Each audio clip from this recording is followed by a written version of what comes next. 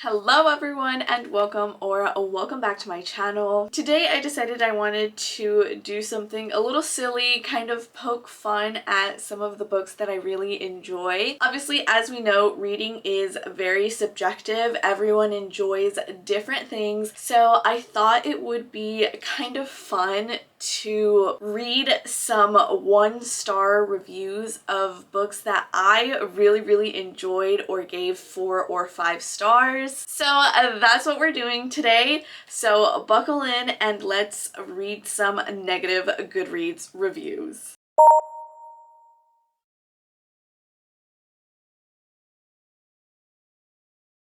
I decided I would read 2 negative reviews for each of the books that I chose. So the first book I decided to poke fun at is Once Upon a Broken Heart by Stephanie Garber. As we know, I absolutely love this series. There's only 2 books out, but a 3rd one is slated for September. So let's see why some people did not enjoy Once Upon a Broken Heart as much as I did. I did not like this book. First of all, I hate the way the main character has rose gold hair. I also hate how this fact is introduced. Evangeline is kind of a boring character. She spends the entire book not knowing anyone's motive and trusting people just to be like, I should not trust anyone on the very next page. Also, what's with Jax and apples? He always has an apple, he smells like apples, and at one point Evangeline finds just like a metric shit ton, that's what I'm guessing, of apples in his place. How do they not go bad? Why apples? And why does he smell that way? This is never explained. Maybe it is in Carvel, but I didn't read that and I probably won't. The ending is a dumb cliffhanger. Not that all cliffhangers are dumb, just this one in particular. This is a pretty tame one, I would say, to kick things off. I totally agree the thing about apples.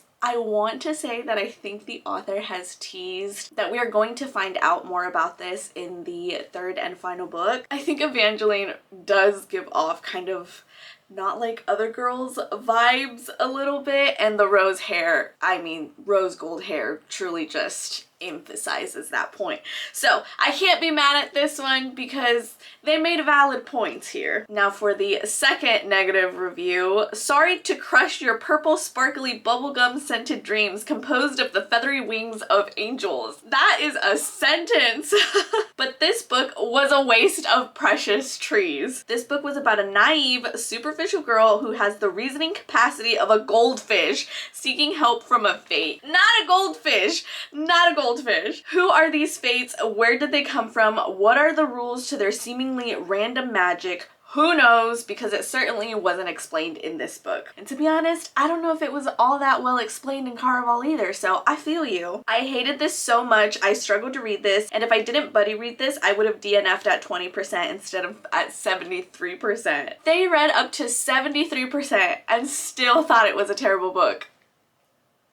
This book makes me want to raise the rating of every other terrible book I've read this year. Read this if you don't care about a plot at all, want to read almost 100 pages on purely dress description, and like the random insertion of vampires. What a waste of my time. I guess I like 100 pages of purely dress description and the random insertion of vampires. The next book I decided to choose for this experiment is Stalking Jack the Ripper by Carrie Maniscalco. Now, I remember when this book came out, or at least when I read it a couple of years ago, people were really kind of conflicted about this book. Either you really liked it or you did not like it at all. I don't think I saw much middle ground, so I kind of knew this would have a lot of 1-star reviews. Guessing correctly who the killer is within 50 pages of the novel doesn't make for a riveting mystery, but it was really the unlikable characters that did me in. Audrey, I'm not like most girls, Rose Wadsworth, faced her biggest dilemma yet when she can't decide how she can possibly like both fancy dresses and dead bodies. Thomas, I make deductions so simple your grandmother could guess them, Cresswell, was your typical brooding YA hero. I absolutely love Thomas Cresswell. Can I just say that? I adore him. My favorite part were the letters signed by Jack the Ripper. Dear everyone, here's what I'm going to do. XOXO Jack. Not the XOXO Gossip Girl. While men do in fact suck, Audrey Rose will tell you every single page why they do. Also, a feminist novel with only one female lead isn't much of a feminist novel. Now, I will say I do agree with this point. I think for a feminist novel, there was a lack of women in this book. This gets 5 stars for being good for a laugh. Throwing in a random seance for the hell of it, brilliant. It's been a while since I've read this series, but I've got to say, I don't think this review is that far off. This is a short and sweet one. Good God, that was the most violently stupid thing I've read in months. I swear to God, I've lost IQ points. If anyone's curious, it turns out that Jack the Ripper was actually harvesting organs to use in his attempts at raising the dead using totally goth steampunk science. I cannot believe I just wrote that. It's a little ludicrous when you put it that way, so that's fair. Next up, I had to put in Splintered by A.G. Howard in here. This is not a very popular book, I feel like, in the YA book community. I think it was one that definitely went under the radar, and I feel like most people did not like this book. I adore this book. But let's see what the people of Goodreads have to say about Splintered. Once upon a time, a bored bibliophile was browsing their library's ebook loaning app and came across an Alice in Wonderland retelling. Sounds like it could be sketch, but maybe it'll be cool, they thought. They were wrong. They were a sweet summer child who had not yet had to read descriptions of outfits like neon purple striped tights, a red tutu, and a green bustier. They had not yet had to read about not one, but 2 weird as fuck and uncomfortable and just plain old capital B bad romances.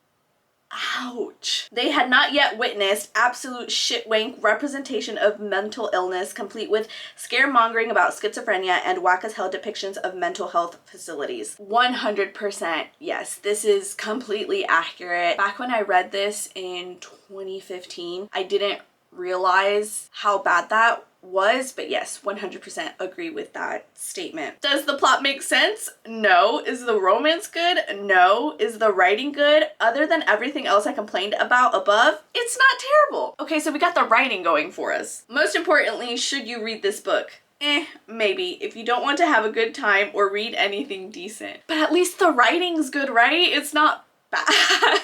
It could have been worse. I am way too old for wannabe emo gothic crap. I literally couldn't stop my eyes from rolling so far back in my skull I saw my brain cells die every time the heroine or anyone else under the age of 20 opened their mouths. My God, shut up. Pretty much everyone in this book is under 20, so they did not have a good time reading this. Perhaps if I had still been in my oh woe is me phase when I was 15, sure, but not now. I do not have time for pseudo-intellectual bullshit that's actually very offensive to anyone suffering from mental illness, so please go away. We've established the mental illness representation in this book, absolute garbage. I get this one. Valid. I had to mention The Iron Fae by Julie Kagawa because I apparently can't film a video without doing so. What do the people of Goodreads have to say about The Iron King? This book was just an overall mess. From the start, we get Megan, a 16-year-old girl who spends her time simping over the football captain and hating on her parents for not buying her new jeans. When her brother gets kidnapped, she sets off on an adventure to rescue him, and now we get a glimpse of how much stupidity is lurking inside this girl's skull. That's a bit much, don't you think? That's a bit intense. All that, however, is nothing compared to her biggest act of stupidity. Listen, if a man tries to kill you, your reaction should not be noticing how attractive he is. These are facts. This man straight up tries to kill Megan, and all she's doing is daydreaming about his body. The next time she runs into this man, he tells her multiple times he plans on murdering her. You're telling me this is the love interest? It's not that a problematic protagonist is an automatic fault, because this could lead to a good character development, but she has none. She's dumb and she has no personality is what we got so far. And the plot, I can't take it seriously because every single issue is brought about by Megan's single-digit IQ. Take it from me and try a different book, please. Alex, if you are watching this, give it a try, okay? Do not be discouraged by these reviews. Never have I been so disappointed by one book. Never have I hated a main character with the very essence of my soul. Never have I wished a love interest would die so fiercely. That's mean. Never have I mourned a supporting character's passing into the realm of second love interest so much.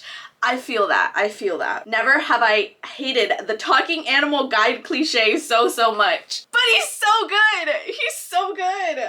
Never have I wanted to take up necromancy so that I could resurrect William Shakespeare and use him to beat the ever-loving sense into the author and fans of this book. Now you're just coming for me personally.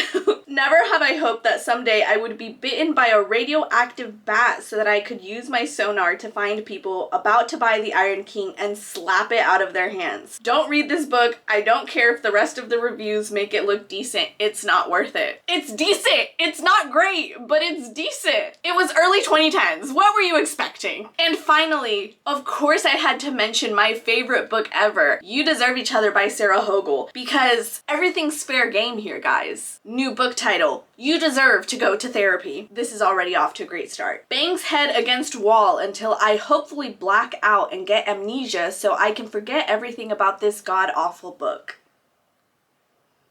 I just hate this book with every fiber of my being, and it has zero redeeming qualities. I hated all of the characters. Seriously, none of them were likable whatsoever. At least Naomi's pettiness made me laugh a time or two. I was chuckling throughout this whole book, so clearly I have a terrible sense of humor. Normally for a book I truly hated this much, I'd write a long review explaining why in poignant?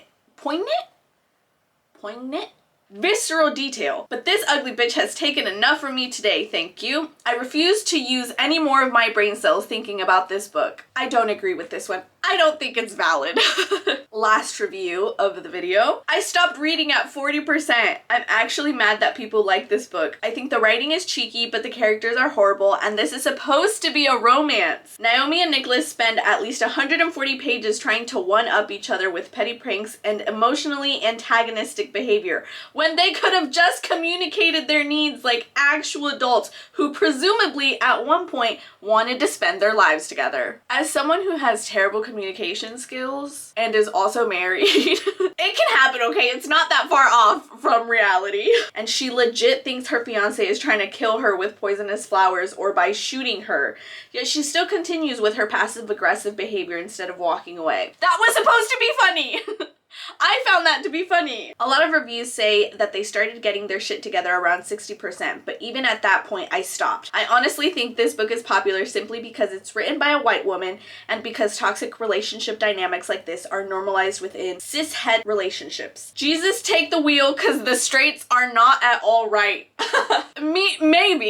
Maybe, that's valid. That I can agree with, yes, maybe, probably. And that's all I got for you for this video, just a short and fun one. All of this was in jest, obviously, not to be taken seriously. I just think it's so interesting how a book that I thought was fantastic, other people can see it through a different lens. I think if you have some favorite books that you absolutely love, take a look at the negative reviews and it will humble you so quick. Like I said, that's it to this video. Please give it a thumbs up if you enjoyed it. Maybe next week I will do reading 5-star reviews to the books that I did not like. Maybe that would be interesting. My name is Elle, and I'll see you in next time's video.